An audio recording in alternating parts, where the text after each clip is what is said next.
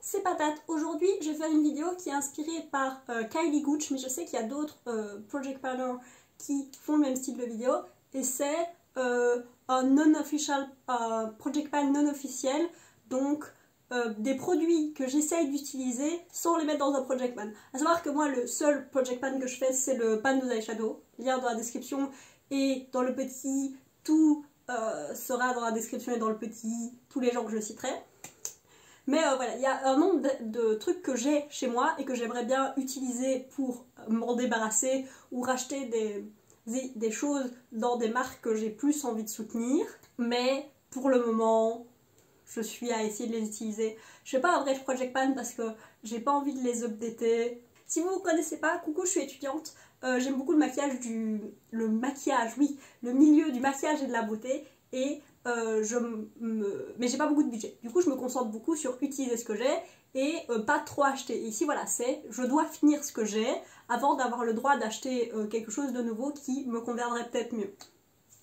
On va commencer par le maquillage et puis on parlera de skincare. Et oui, les trucs qui sont là sont dans la vidéo, mais il n'y a plus de place sur mon bureau pour les mettre dans le champ, ok? C'est compliqué. Le produit qui a inspiré toute cette vidéo, c'est ce bronzer qui est le Check on the Bronze de The Ball. Moi je l'ai en Greg, je sais pas si les couleurs ont changé et je sais pas si on va pouvoir voir. Si, il est mort et c'est pas genre je l'ai laissé tomber ou quoi ou comme, j'avais Hitpan et je mettrai peut-être une photo si je la retrouve de quand j'ai Hitpan et puis un jour je l'ai ouvert pour une vidéo qui n'avait aucun rapport et il était en train de mourir et en fait il pouffe, genre je ne le fais pas tomber, il est normalement posé là sur une pile genre, et je l'utilise pas sur ça et il pouffe de plus en plus du produit et il se craquelle et je pense que c'est juste qu'il est vieux et que je dois l'envoyer à la retraite et je me suis dit j'ai pas réussi à l'utiliser avant de l'envoyer à la retraite, donc quelles sont les autres choses que je veux me concentrer d'utiliser pour pas arriver à ce genre de problème. La première chose, les deux premières choses qui me sont venues en tête, c'est ce blush de chez Kiko qui est le Velvet Touch Creamy Stick Blush en 6. C'est une couleur que j'adore, je l'utilise à peu près tout le temps. Si vous voyez n'importe lequel de mes plaisirs coupables où je me maquille, je l'utilise. Et c'est une des couleurs les plus flatteuses, genre sur mon teint, si je veux juste faire, genre j'ai juste du blush, genre si je veux faire un maquillage minimaliste, je vais juste porter genre de l'anti-cerne, du blush et c'est tout, peut-être un peu de gel à sourcils. Genre ce truc est vraiment une couleur superbe pour moi, mais ça fait genre 3 ans que je l'ai, que je l'utilise en permanence et j'ai utilisé à peine un peu plus de la moitié.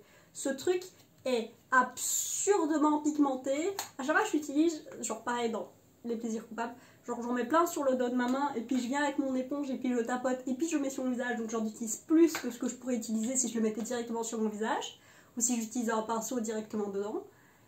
Et j'en utilise quand même, genre, et il ne descend jamais. Ce truc est sans fin, le packaging est craquelé. J'ai juste envie de le finir avant qu'il soit plus bon, même si la couleur est magnifique. Genre, je veux juste le finir et c'est la même idée avec ce Away We Glow de chez NYX en rayon de lune. C'est un highlighter liquide et je sais pas si on va pouvoir voir, je vais essayer de... Je crois qu'on peut voir que genre, il reste moins de la moitié du produit, mais je sais pas si la formule est plus bonne ou quoi. Comme c'est sur mes joues, je suis un peu moins inquiète. Si c'était sur mes lèvres ou sur mes yeux, je serais plus inquiète de ça, mais elle a pris de la consistance avec les années. J'en avais eu un premier que j'avais entièrement utilisé, que j'avais adoré, mais celui-ci j'ai remarqué que si je l'utilise sur du blush, et ben il va bouger mon blush en dessous et du coup je suis obligée de l'utiliser comme une première couche et puis mettre mon blush au dessus et comme ça marche. J'aimerais juste le finir et puis j'aimerais bien avoir un highlighter crème mieux, mais une des raisons aussi pour lesquelles j'ai moins utilisé ces deux produits, c'est que avec le masque je peux pas juste porter un truc crème, il faut que soit au moins que je mette de la poudre dessus, soit j'utilise que de la poudre, comme aujourd'hui j'ai juste un blush poudre parce que je dois sortir de chez moi. Ensuite il y a tous mes crayons yeux parce que pour chacun a des raisons différentes. Donc ici c'est le Shockwave, c'est les Neon Eyeliner de chez LA Girl et moi j'ai la couleur noire qui s'appelle Blackout. Et je fais une réaction à ce crayon. Je ne peux pas le mettre sur mes yeux ou dans mes yeux ou autour de mes yeux, sinon je pleure jusqu'à ce que je me démaquille. C'est une horreur. Et la question c'est comment est-ce que je l'ai utilisé jusque là, parce que quand j'ai besoin de faire des maquillages un peu plus créatifs, et ben c'est ça que j'utilise comme base. Et que je l'ai beaucoup utilisé aussi comme en liner avec un pinceau au début parce que je comprenais pas que c'était ça que je réagissais. Donc je veux juste m'en débarrasser et réussir à pouvoir et me donner le droit de racheter un liner noir pour mettre à l'intérieur de ma muqueuse sur lequel mes yeux ne pleurent pas sans arrêt quand je le mets. Mais du coup j'essaye de le finir dans des maquillages créatifs. Et un peu dans la même idée, j'ai je crois que maintenant Linda Alberg, je crois qu'elle s'appelle LH Cosmetics. C'est le Mood crayon en white core. C'est un crayon blanc et j'en ai déjà utilisé pas mal parce qu'il descend super vite. Pourquoi il descend super vite? Parce qu'il n'est pas opaque. Moi je l'ai acheté pour faire des maquillages créatifs et parce que j'avais entendu vraiment du bien de ces crayons. Je m'étais dit ah je pourrais faire des accents blancs. C'est pas du tout opaque. Et du coup j'ai acheté le liner de chez Little Cosmetics en buffer et il fonctionne bien mieux. J'ai cette photo sur lequel je l'ai utilisé et c'est pas parfait, il n'est pas entièrement opaque mais c'est beaucoup mieux que ça et du coup maintenant que normalement j'achète pas de remplacement mais je faisais une commande chez Little et je fais jamais de commande chez Little, genre je fais jamais de commande, je vais pas en refaire une avant longtemps donc je me suis dit que j'allais le prendre et de fait ça a boosté vraiment ma créativité parce que celui-là j'avais la flemme de l'utiliser, en plus l'utiliser sur un pinceau et pas juste directement c'est encore pire. Je sais pas si je peux montrer. On voit à quel point genre il est pas opaque genre, et il tient pas super bien. Genre dans la muqueuse il tient bien mieux que... Dans la muqueuse il tient bien même s'il faut faire plusieurs couches mais sur le visage il tient moins bien. Ce truc ne partira jamais. Genre je l'avais utilisé pour un maquillage il y a quelques jours et puis j'avais genre enlevé du surplus sur ma main et c'est resté pendant genre 2 jours sur ma main. Donc, mais ça part très bien au démaquillage. Ce truc est vraiment, il tient beaucoup mieux que ça et je conseillerais 1000 fois. Je sais que c'est cher, c'est genre 16 €. Moi j'avais moins 35% sur le site de Little, c'est pour ça que je l'avais acheté, mais je conseille 1000 fois plus ça que les crayons de chez Linda Alberg. Enfin en tout cas pour le blanc, même si je suis toujours à la recherche du blanc qui sera opaque en un-swipe. Pour finir dans les trucs pour les yeux que j'ai dans ma main, c'est de chez Kiko. Alors je tiens à dire que il y a Kiko qui a eu quelques problèmes parce que les modèles qu'ils utilisent sont toujours genre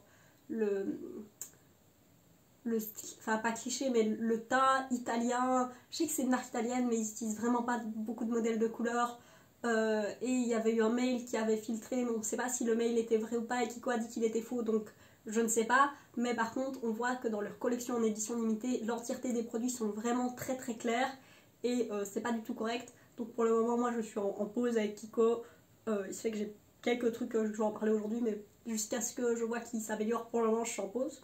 Mais du coup j'ai ce stick, l'ombre à paupières en stick qui est le Long Lasting Stick. J'ai beaucoup d'autres sticks dans la couleur 44 qui est en bleu comme ça, c'est un très joli bleu.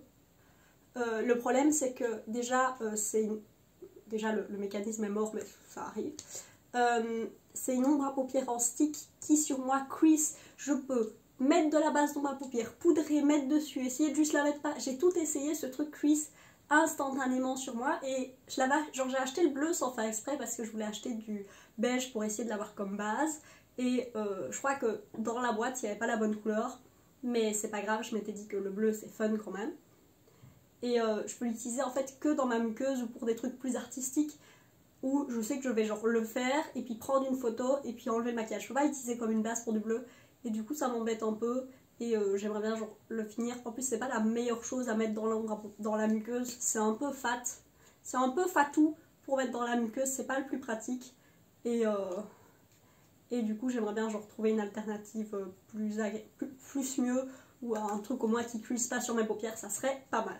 On va passer dans les rouges à lèvres, c'est le crayon à lèvres de chez MAC en Cherry. Si vous voulez des swatchs et voir ce que ça donne sur mon teint de peau et mon avis plus sur les rouges à lèvres de chez MAC, enfin les rouges à lèvres que j'ai en tout et pour tout, j'ai une vidéo qui s'appelle collection de rouges à lèvres. J'ai ce crayon de chez MAC, MAC et pas Cultify, ça fait des années que j'ai ce crayon est toujours en très bon état, je l'utilise dans ma muqueuse, je sais qu'il faut pas le faire, mais j'aimerais juste le finir pour réussir à avoir une collection cruelty free quoi. Juste, ça fait tellement d'années que j'ai ce truc et il descend pas parce qu'il est assez stiff donc on n'a pas besoin de le tailler à chaque fois et et il est quand même pigmenté, il tient méga bien, c'est une très jolie couleur, mais pour tous les rouges à lèvres, je pense que j'aurais pu les finir si j'allais toujours en cours, mais j'ai plus cours en présentiel et du coup bah ça fait, et je sors pas énormément de chez moi, donc là j'ai mis du rouge à lèvres, enfin du gloss littéralement pour la vidéo que je vais relever juste après la vidéo pour partir parce que je l'aurais porté à ma. Et dans les deux autres rouges à lèvres, en fait c'est mes deux plus vieux rouges à lèvres que j'ai, qui sont le Smart de chez Kiko en 404 et le Suède de chez NYX en Free Spirit. C'est en nude brun et un nude mauve. Le Smart de chez Kiko c'est une très très jolie formule qui est un peu émolliente, comme ça je vais pas swatcher parce que vidéo comme j'ai dit. C'est juste déjà, là ils sont remontés au maximum et tous les deux, il m'en reste pas beaucoup, je pourrais les finir et que les deux sont des nudes qui sont pas parfaits et j'aimerais bien essayer d'acheter un nude qui fonctionne mieux avec ma carnation et du coup j'aimerais bien finir ces deux là pour pouvoir aller à la recherche d'un nude plus correct. On a fini avec avec le maquillage, je vais passer en skincare, j'ai à peu près le même nombre de produits. C'est un des rares trucs que j'ai qui est pas cruelty free dans cette salle de bain. C'est un après-shampoing de chez Nivea. Aucune idée de s'il existe encore. J'ai ce truc depuis genre 7 ans.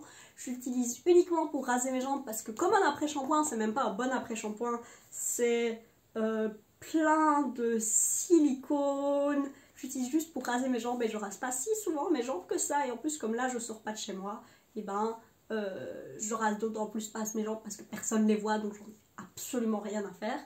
Et du coup ce truc ne descend pas quoi, et j'en utilise 4 tonnes à chaque fois, j'aimerais juste m'en débarrasser, mais pareil ça c'est le genre de choses, je sais pas combien d'années je vais encore l'avoir, parce que je vais pas me forcer à me raser les jambes juste pour vider un produit, genre non, flemme. Et dans les marques que je ne soutiens pas et que j'ai des trucs et que j'aimerais bien me débarrasser, il y a The Body Shop, donc d'abord j'ai ces deux produits-ci qui sont le nettoyant, moussant, apaisant, c'est les deux dans la gamme à l'aloe vera. Si vous cherchez des trucs cruelty-free sans parfum et que vous êtes ok de soutenir une MLM, The Body Shop et la gamme à l'aloe vera c'est un peu cher, moi je les avais eu au solde en juillet de l'année passée et genre il m'en reste encore et celui-ci il en reste genre jusque là je pense, c'est le Calming Cream, la crème démaquillante apaisante, c'est un très très mauvais démaquillant mais ça fonctionne assez bien comme deuxième nettoyant. Pendant tout un moment je me démaquillais les yeux à l'huile de coco parce que c'est la seule chose que j'avais trouvé qui ne faisait pas que mes yeux décédaient. Maintenant j'ai trouvé un démaquillant qui ne fait pas décéder mes yeux, je suis beaucoup trop heureuse. Mais du coup j'essaye de terminer ces trucs, j'en ai tellement marre. Ils sont sans fin, j'ai dit que je les ai achetés au sol, non pas juillet, août, parce qu'ils étaient décalés avec la situation mondiale. Du coup je les ai achetés en août et je les utilise depuis en fait. Et c'est vraiment sans fin, j'utilise tous les deux comme deuxième nettoyant. Celui-là je l'utilise quand je suis maquillée et que je me démaquille sur du maquillage. Celui-là je l'utilise quand je me démaquille sur... Enfin que je me démaquille pas que. Comme second nettoyant quand je prends juste de la crème solaire. Ils ne veulent pas partir et j'en ai marre parce que je soutiens pas The Body Shop parce que c'est une MLM. Vidéo des marques que je boycotte sera quelque part. Et l'autre truc que j'ai acheté cette fois-là, j'avais aussi acheté la crème mais je l'ai terminée depuis. J'ai aussi acheté le scrub, l'exfoliant crème à l'olive. L'olive c'est une des rares gammes chez The Body Shop que je tolère. En termes de parfum je tolère à peu près rien, mieux vaut que tous, genre la majorité de tout ce que j'utilise même sur mon corps est sans parfum, c'est des machins de pharmacie pour l'eczéma parce que l'eczéma c'est trop bien.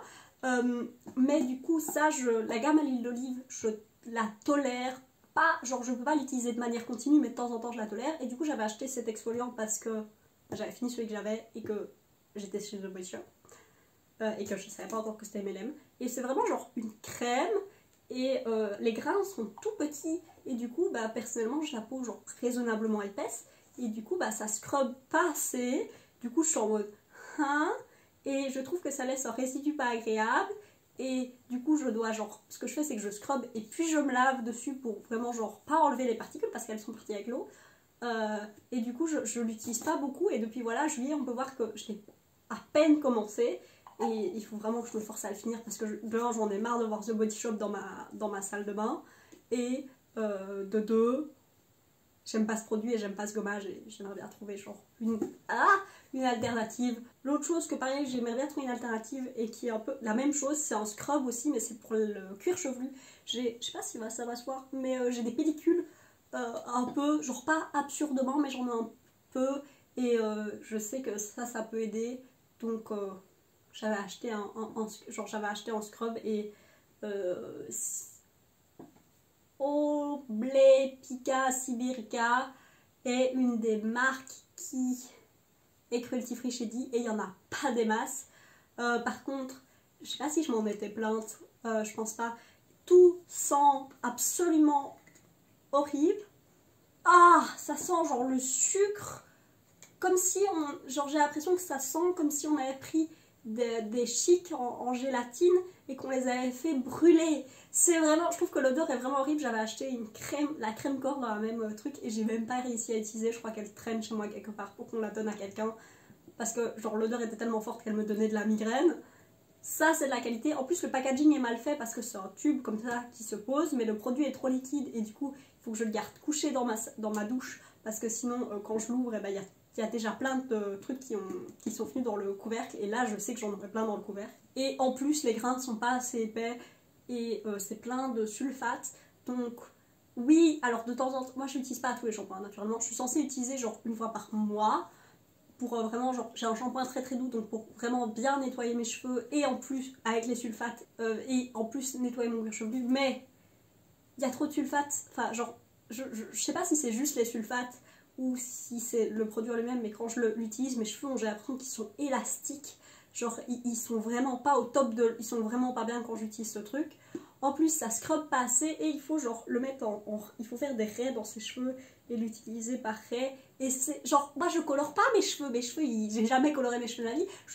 Je trouve que c'est une horreur à utiliser et ça fonctionne pas tellement bien que ça. Je crois que je vais juste genre racheter je crois que c'est des brosses, je vais essayer de trouver une à mettre à l'écran, mais c'est des brosses en silicone qui sont là pour exfolier le cuir chevelu et aider, et c'est mieux que de racheter des produits encore et encore. Si vous voulez plus d'infos sur celui-ci, et j'ai parlé aussi de celui-ci, et je pourrais parler aussi de la crème démaquillante Evoluderm.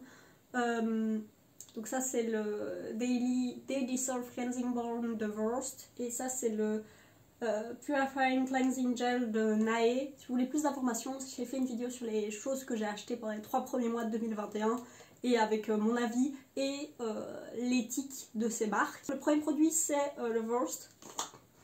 Ce truc sent l'eucalyptus, ça sent tellement bon, mais ça sent l'eucalyptus et du coup je peux pas l'utiliser sur mes yeux, et c'est actuellement mon démaquillant de jour où je porte uniquement de la crème solaire et un petit peu de poudre parce que je dois pas passer sur mes yeux, et ça fonctionne très bien. C'est un bon truc démaquillant si vos yeux supportent le parfum, mais moi il le supporte pas, et je soupçonne que si je l'utilisais genre de manière journalière, ma peau commençait à être irritée parce que il y a trop de parfum en fait là-dedans pour ma propre peau. Et j'aimerais bien le finir pour pas avoir deux produits qui font la même chose, donc deux démaquillants au même moment. Et le Nae Purifying Cleansing Gel, pareil, l'odeur est même pas agréable. Ça, j'adore l'odeur, ça sent comme les forêts au Portugal. C'est très spécifique, mais si vous savez, vous savez. Ce truc-là, c'est... l'odeur est super forte. Le packaging est mal fait parce que, comme celui-ci, le truc est trop liquide et du coup, je dois le garder couché parce que sinon, à chaque fois que je l'ouvre, ça sort directement. C'est une galère à utiliser. Je sais pas si ça nettoie bien parce que ma peau fait une horrible réaction quand je l'ai utilisé. Et du coup, je vais juste le mettre dans mon... J'ai une pompe que j'utilise comme savon pour les mains. Pour le moment, il y a je crois que c'est une huile pour le corps qu'on m'avait offerte et que j'utilise pour me nettoyer les mains. Quand j'aurai fini ça, l'huile démaquillante, je remplirai ça dans la pompe. C'est clairement assez liquide, c'est pas trop visqueux pour que ça fonctionne, je pense. Je ferai un petit test. Mais j'ai juste envie de m'en débarrasser, quoi. Genre, j'aime pas la marque et maintenant j'ai des pubs sur YouTube pour cette marque et je l'aime pas. Les dernières choses qui sont un peu plus, je suis vraiment ok de les utiliser, et c'est genre, quoi qu'il arrive, je les aurais utilisées. C'est ici la crème solaire de chez Kruidvat. C'est la version pour les enfants en 50+. Cette crème solaire, je vais essayer de montrer sur ma main. Déjà, sachez qu'il faut utiliser 1,5 tonne de crème solaire. Je pense que c'est un truc genre une cuillère à café pour visage, cou décolleté, quelque chose comme ça. Donc là, j'en ai mis vraiment genre un tout petit peu. Et est-ce qu'on va voir? C'est blanc, c'est toujours blanc. Et après, là, je l'ai raisonnablement fait rentrer dans ma main. Mais oui, il y a un white cast de la fille, ça se voit super bien. J'ai le visage beaucoup... Là, actuellement, j'ai de la poudre pour essayer de contrecarrer, mais on voit bien que mon visage est plus clair que mon cou, et c'est la faute de cette crème solaire parce que j'avais la flemme de mettre genre de l'anti-cerne, enfin un truc de couvrance juste pour couvrir la crème solaire. Et c'est vraiment ce que je lui reproche, c'est une crème pour le corps, donc c'est pas formulé de manière élégante, elle prend 4000 ans à rentrer dans la peau. Personnellement, je peux pas en mettre sur ma main et je vais me laver les mains après ça parce que mes yeux réagissent et du coup ça va pas. C'est sans parfum, donc en vrai si j'étais une personne qui était blanche, et ben, ça marcherait super bien et ce serait une super alternative pas trop chère, et je pense que la marque Freud va être cruelty free. Enfin tout ça pour dire que je veux l'utiliser parce que j'en ai marre d'avoir un white cast, mais que quoi qu'il arrive il faut que je l'utilise parce que je vais pas, genre qu'est-ce que j'en ferais quoi. Sachez que, alors la crème solaire ça se garde, je sais plus si ça se garde sur 6 mois ou un an, en tout cas quand on ouvre un pot de crème solaire il faut l'utiliser, le finir et pas le garder pour la saison suivante. Il faut racheter un pot de crème solaire à chaque nouvel été si vous portez de la crème solaire tout l'été, mais portez de la crème solaire tous les jours de votre vie, c'est le meilleur anti-âge qui existe. Genre si vous mettez de la crème de jour, ou enfin si vous mettez quoi que ce soit sur votre visage, mettez de la crème solaire parce que ce sera beaucoup plus effectif que juste utiliser de la crème visage. Si vous en utilisez juste l'été, même s'il faut en utiliser toute l'année, il faut en racheter chaque année. Et du coup si vous avez de la crème solaire de l'année d'avant qu'il en reste un petit peu, on peut l'utiliser sur si vous avez des chaussures en cuir, ou enfin oui en cuir en fait. Ça peut utiliser pour nourrir le cuir parce que pour faire comment dire, pour faire une solution à partir des filtres solaires, il faut du gras. C'est pour ça que les crèmes solaires sont toujours si grasses et que ça coûte si cher de formuler des crèmes solaires élégantes et qui rentrent bien dans la peau, parce que le plus facile c'est juste de mettre plein de gras, et vos chaussures et le cuir aiment bien ce genre de gras, donc ça peut être une bonne manière de réutiliser ces crèmes solaires pour prendre soin de ses chaussures, mais j'en ai déjà plein qui traînent à la maison d'années précédentes qui servent à ça et qu'on ne finit pas, donc celle-ci je vais juste l'utiliser. Et la dernière chose c'est, alors j'ai pas de marque et on voit que j'ai quasiment tout utilisé parce que j'ai transvasé dans un flacon à pipette. C'est de l'huile d'argan que j'ai acheté dans un magasin type Slow où on vend de la soude en... Je sais pas s'ils vendent de la soude en vrac, j'ai pas envie de dire ça. N'allez pas dans des magasins où on vend de la soude en vrac, c'est extrêmement dangereux. Et ne faites pas votre propre lessive ou quoi que ce soit, c'est beaucoup trop dangereux. S'il y a des chimistes qui font ça et que eux ils sont obligés de porter des tabliers et des lunettes de protection et des gants et d'attacher leurs cheveux et de pas porter des banylons, c'est qu'il y a une raison, et qu'ils sont sous des hottes qui font que l'air est renouvelé, etc. C'est qu'il y a une vraie raison, ne faites pas ça chez vous. Mais du coup j'avais eu un bon dans ce genre de magasin et j'avais été acheter des pailles réutilisables, des pailles en métal et des cotons réutilisables et je sais plus ce que j'avais acheté d'autre. Je crois que j'ai peut-être une bouteille en verre pour mettre de l'eau dans mon frigo. Mais du coup j'avais acheté, parce que j'en avais besoin, de cette huile d'argan qui se disait 100%. Je peux vous dire qu'elle est diluée au tournesol, que le tournesol, parce que j'ai été au Maroc juste avant, en février de l'année passée, pour un voyage scolaire. Et je peux vous dire comment ça se ressent, la vraie huile d'argan, qu'est-ce que ça a comme texture, qu'est-ce que ça a comme odeur. Et ça c'est dilué au tournesol, j'en suis sûre et certaine, même si c'était 100%. Et du coup je l'utilise autour de mes yeux parce que mes yeux détestent absolument tout, y compris j'ai une crème solaire. Ma crème de jour sans parfum qui fonctionne parfaitement sur mon visage, mes yeux la détestent. Et du coup j'utilise de l'huile d'argan depuis je ne sais combien d'années autour de mes yeux parce que j'ai vraiment le contour des yeux secs et que c'est un des rares trucs qu'ils acceptent. Et avant j'utilisais ça sur tout mon visage et en fait j'ai remarqué que ça bloquait mes pores et je pense que l'huile de tournesol c'est comédogène. Du coup c'est trop bien et j'essaye juste de la finir autour de mes yeux et sur mes lèvres, mais ça descend pas. Et je pense que j'avais 2 bouteilles, genre c'est la deuxième bouteille à pipette que j'ai comme ça.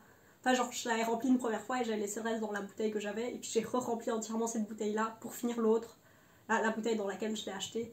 Et voilà, donc je sais pas si je rachèterais de l'huile d'argan comme ça dans juste des magasins ou si j'achèterais des trucs genre avec genre The Ordinary ou quoi, pour être sûre que ce que j'achète est vraiment ce que j'achète. Et peut-être une autre huile dont je chercherai l'éthique de voir ce qui pourrait convenir avec ce que je fonctionne. Mais je sais que l'huile d'argan je la tolère très bien, donc je ne sais pas. En tout cas j'ai envie de finir celle-là parce que foncièrement il y a du tournesol et que c'est pas bien et que je peux pas la mettre sur le reste de mon visage et c'est embêtant. Enfin voilà, j'espère que cette vidéo vous aura plu. C'est tous les produits que je veux utiliser et finir et juste sortir de chez moi et puis pouvoir être mieux. On peut voir que même en faisant vraiment attention à ce que j'achète, en ayant des critères sur éthique, machin, j'arrive quand même à acheter plein de choses pas correctes et qu'il faut que m'en débarrasse. Et je sais que tout le monde a ça chez vous. Si vous pouvez me dire en commentaire quels sont les trucs que vous voulez essayer d'utiliser et vous débarrasser, que vous ne voulez plus voir mais qu'il faut finir. J'espère que ça vous aura donné envie de finir ce qu'il y a chez vous pour pouvoir acheter des trucs mieux. Que vous passerez une belle journée, que cette vidéo vous aura plu. Des bisous, ciao!